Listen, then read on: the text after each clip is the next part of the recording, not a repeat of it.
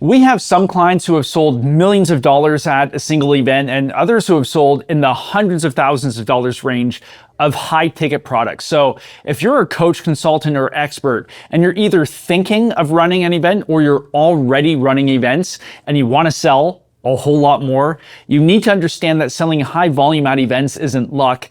It's a system, and I'm breaking down this exact event selling system in this video. If you're new here, welcome to the channel. I'm Seth Ferguson, and we make these videos to help you go from an industry expert to an absolute powerhouse, because powerhouses, they sell more, they charge more, and they're seen as an authority in their space. Now, is it guaranteed that you will make $1 million selling at your next event? No, absolutely not. It's hard to do. But in some cases, our clients have made multi-million dollars selling at their event, and they followed these 4 pillars, these 4 steps that you have to hit in order to make it more likely that you will be successful. Because, let's face it, even if you make a couple $100,000 at your next event, that's probably a lot more than you're doing right now. All right, so let's start with number 1. And this is a very good example of people just following the wrong framework or the wrong advice when it comes to selling at the event. Because step number 1 is you have to make your offer at the right time. I was on a call a couple weeks ago with somebody who was selling a real estate type of offer. They were helping people fix and flip homes, and they would take them on tours. Now, they would go on these tours, on these tour buses, and at the end of the second day, when everybody's tired, they just went on this huge afternoon tour of all these job sites, they get off the bus, that's when he was making his offer. Now, as you can imagine, a lot of people just wanted to go home, so they just left. And he basically shot himself in the foot. He delivered amazing content, really good stuff, hands-on learning. He paid for these people to go around on this bus, they even fed them. But he shot himself in the foot because he didn't structure the day. He didn't present the offer at the right time. So this is exactly what you want to do.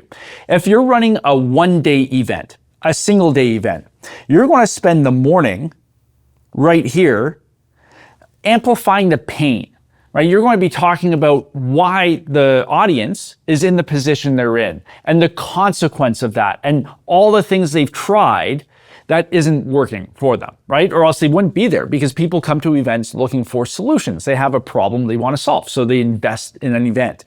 So you're going to spend the whole morning churning up that pain and all the things going wrong. You're going to have lunch right here. Now, you don't want to make your offer right after lunch. Why? Because people are comatose after they've just binged on the lunch buffet, especially if you're feeding them good food, right? I'm a huge fan of food, right? So you don't want to do that. Where you want to make your offer is you're going to have an afternoon break right here. You're going to make your offer right before the break.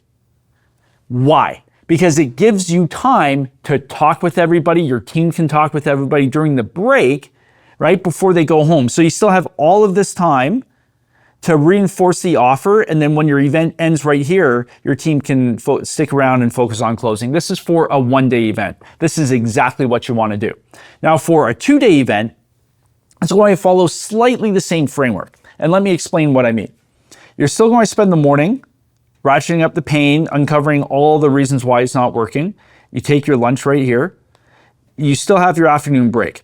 Now, the mistake a lot of people make is they're like, oh, well, Seth, I have a 2-day event now, so this means I don't want to pitch on the first day or present my offer. I want to do it on the second day.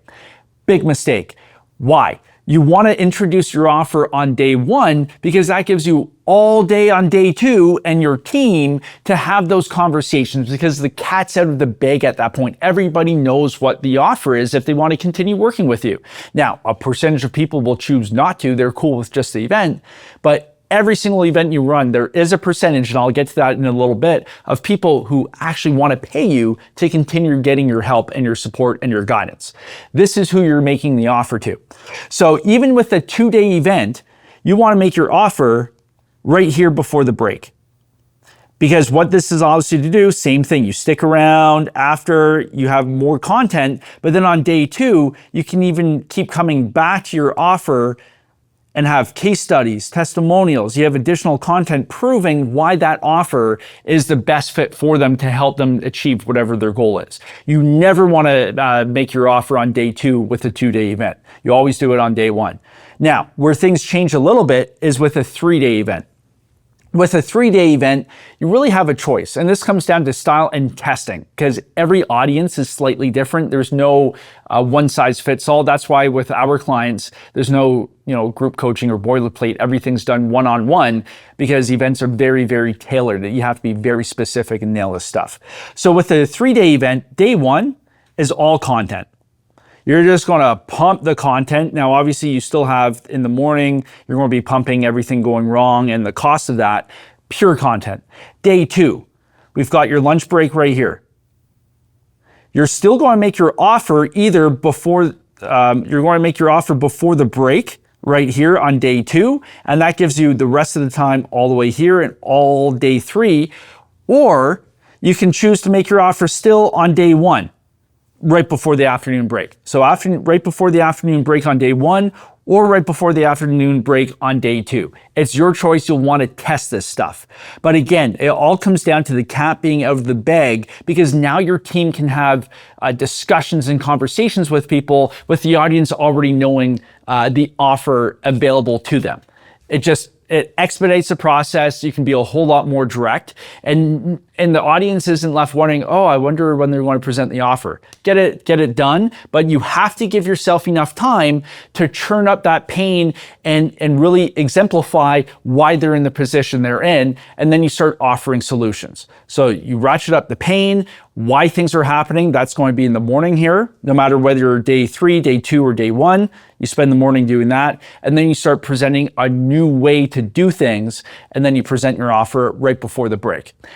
I don't care if it's on day 1 or day 2 with a 3-day event, but you have to make sure your offer gets done before the break.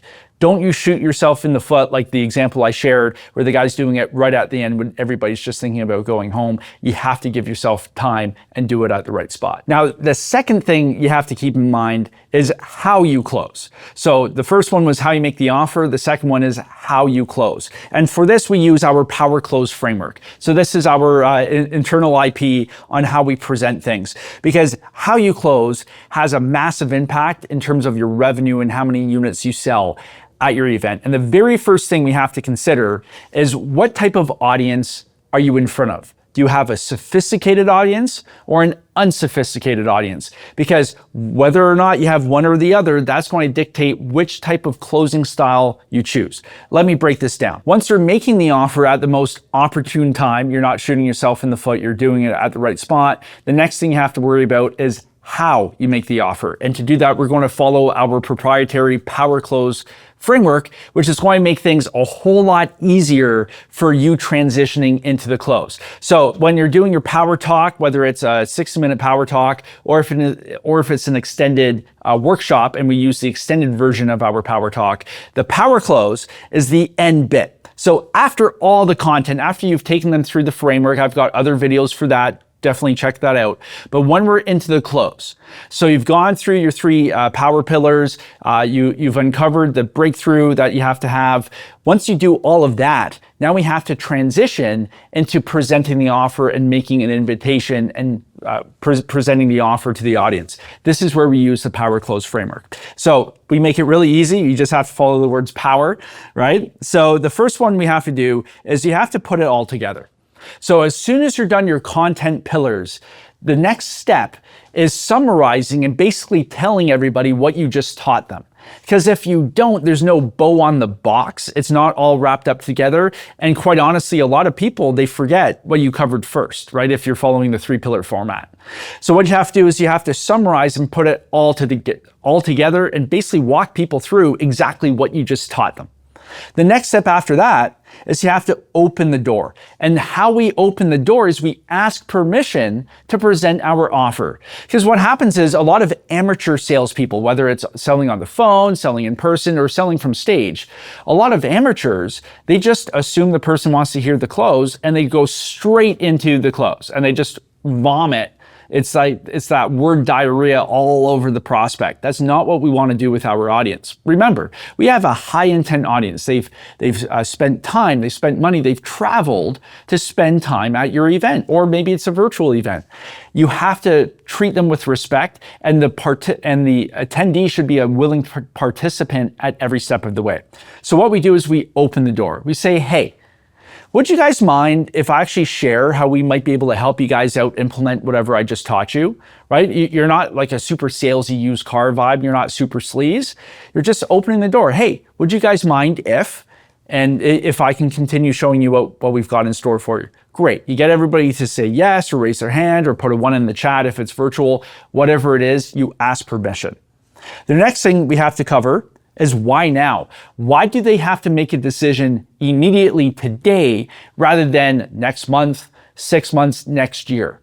And this is the whole crux. This is how you sell at a high level. Because as a salesperson, if you fail to uncover and articulate why it's urgent now to take action, you're not going to be selling at a high level. The same thing applies when you're selling from stage, right? So after we put it all together, we summarize what we just taught them. Then we open the door, we ask permission to sell.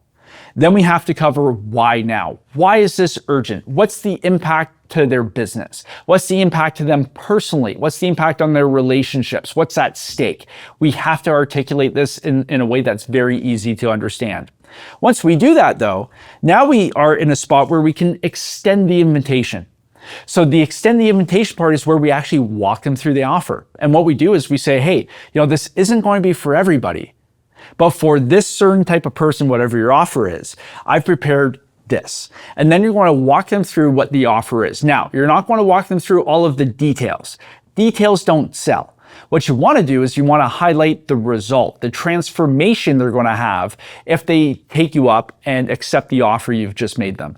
That's exactly what you want to do. So the E part, the extend the invitation, this is where we're going to beef it up a little bit, and you're going to walk them through the transformation, the result of the offer, not all the bits and pieces. So if you run a group coaching program, you're not going to talk to them about how many calls they have, right? If you run a consultant offer where you're spending time, you're not going to explain how many hours a week they get with you. That's not what they care about. They care about is what's going to happen to them, what result will they get if they take you up on the offer, right? So if it's a weight loss offer, hey, you're going to just imagine yourself here, like all of our other clients, 20 pounds less or whatever your offer tends to be. Or if it's a revenue generation offer, hey, on average, our clients increase their, ROAS, return on ad spend by 20%, blah, blah, blah, blah.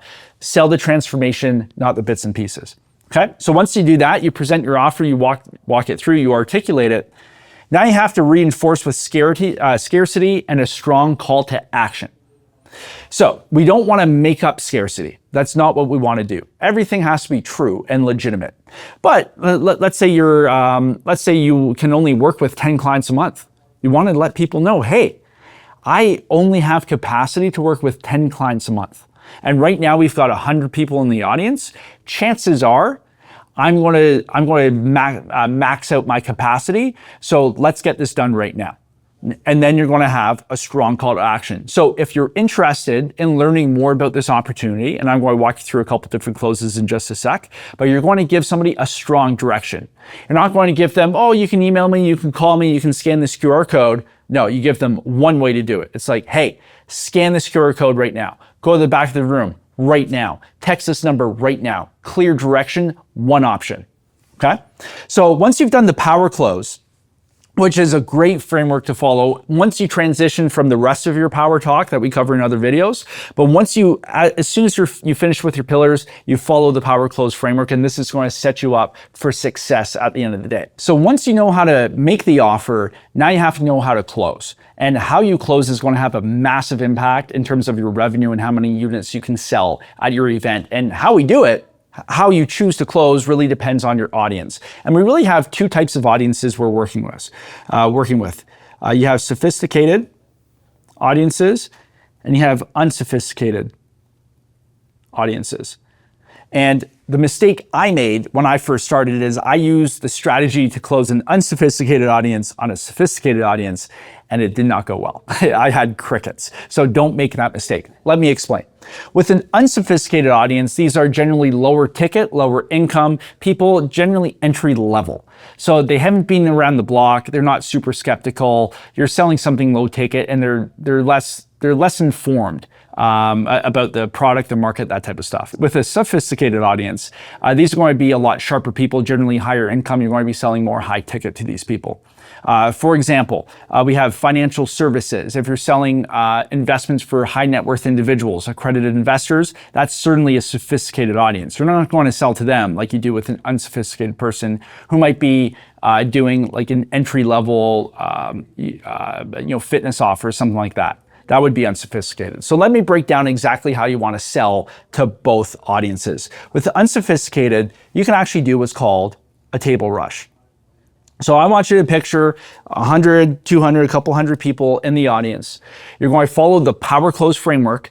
Now, in your close, you're going to have super urgency, super scarcity, and you're going to physically direct people. You're going to have a low ticket price, generally $197, $297, $497. You're literally going to tell people and point to them, like, hey, if this is you, only right now can you get this, go here. Right? You're going to point them to a table at the back where your team is with all the clippers. It's going to say, hey, get up right now, go to the table. And what's going to happen is your audience is going to stand up and they're all going to go to the table, right? You're going to direct them exactly what you want to do. That's called a table rush because people rush to the table. Now, you don't want to do this with a sophisticated audience because sophisticated audiences, they've been through that before, they see right through it, they don't respond well to that urgency, scarcity, especially if it's fabricated.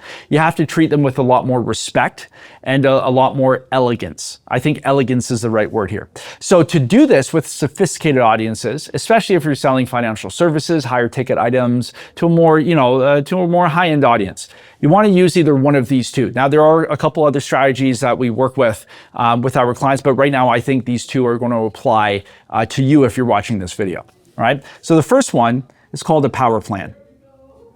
A power plan, what you do, it works especially well if you have a 2 or 3 day event in person.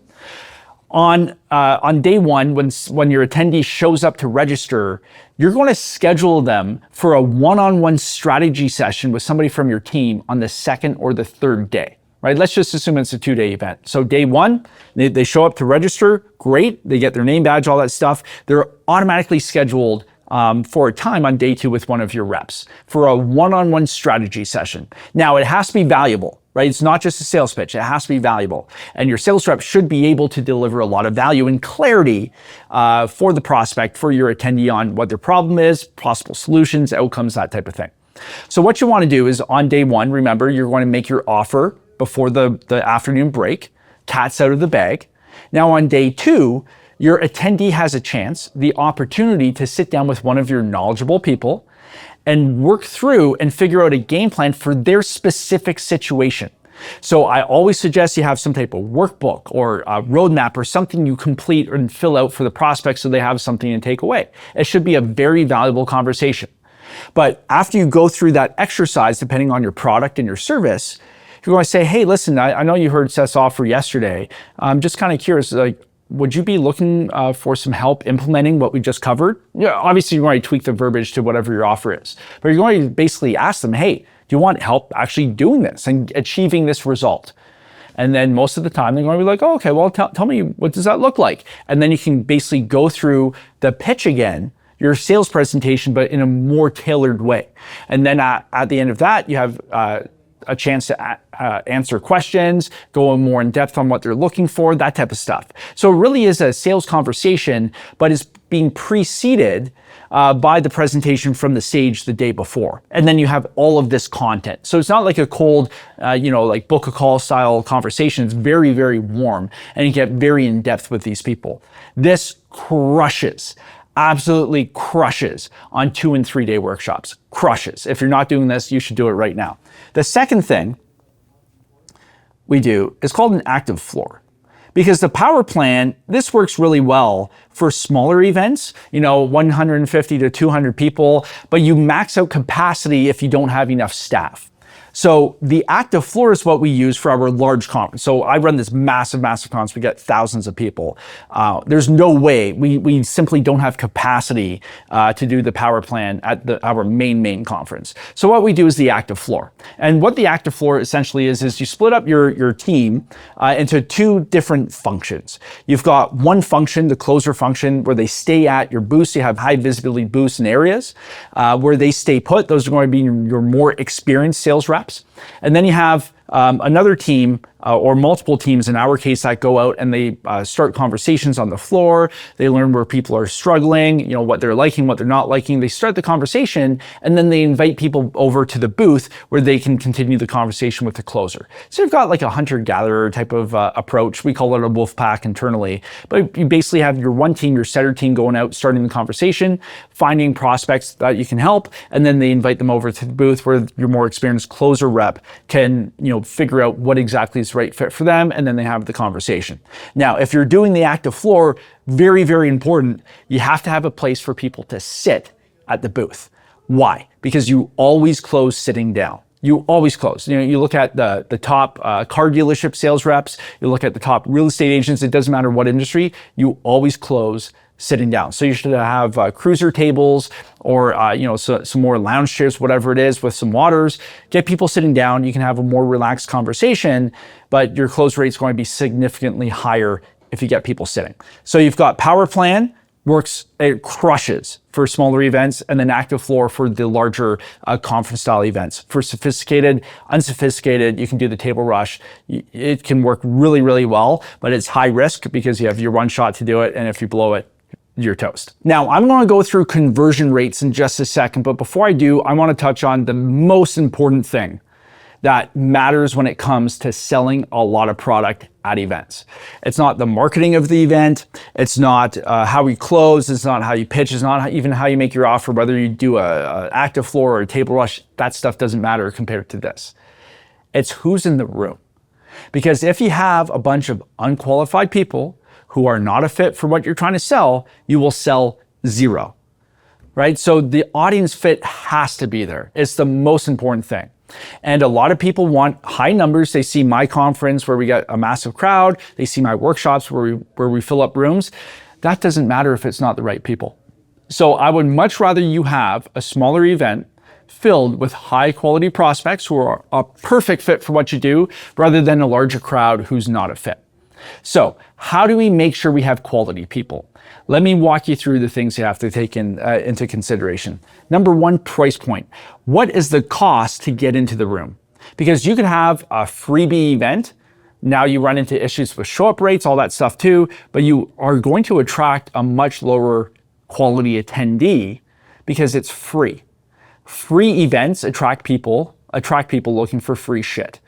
Now, if you have a higher ticket event, it doesn't have to be thousands of dollars. Like we run workshops that cost that plus some.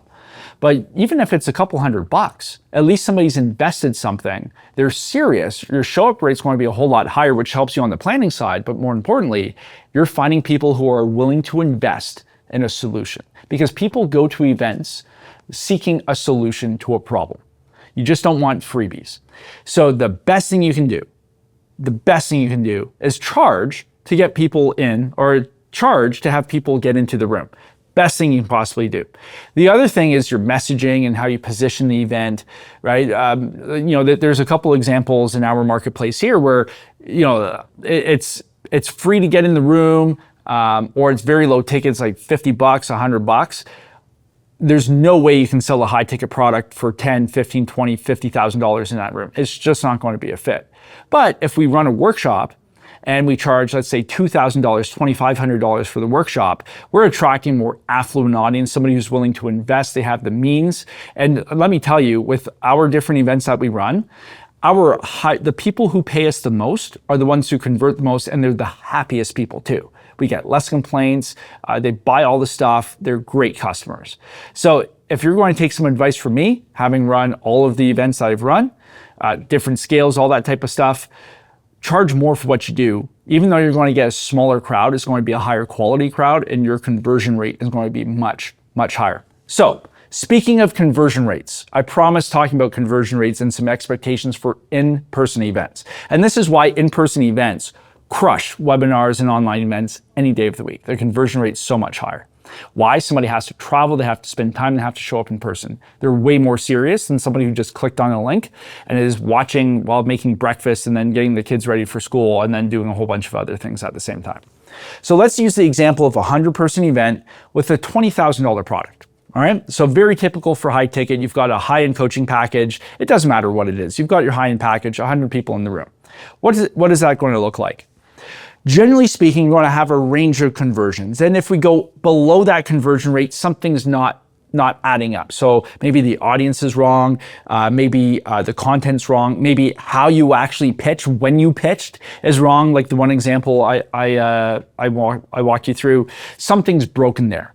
But generally speaking, the minimum we should be seeing is a 10% conversion rate for an in-person event, right? So if you're selling, 100 people in the room and you've got a $20,000 product, 10%, you're going to walk out with 10 sales, $20,000, that's a $200K day. That's not a bad day for a lot of people. That's actually a really good day. But that's our minimum standard. Where do we want to go from here? Well, 15%. All right, you have 15 sales, you're doing $300K in that day. Again, pretty good. Now, what we found with our clients, so we've had some clients convert a lot higher than 20%, but I would say a safe range for well-executed events in person is between 10 and 20%. That's where we should be planning. So for the 20%, that you're going to walk out with 20 sales out of that room, and that's $400,000 in revenue from that one event. And that's from 100 people. Now you can imagine, with some of our clients where they're selling millions of dollars in 1 or 2 days, that's when we get into, 500 people, larger events like that. And for my conference, we get thousands of people. And it just compounds and compounds and compounds. So if you're selling high ticket, if you're a coach, expert consultant with a high ticket product or service, and you're not running events already, you're leaving a ton of money on the table. And if you're already running events, but you're not following the frameworks I just walked you through, you're also leaving a whole lot of money on the table. So this is the stuff that you can apply immediately. You don't have to wait. Implement this stuff right now, and then leave me a comment on this video after you run your next event and let me know how you make out. All right, I'll see you guys next time. Have fun.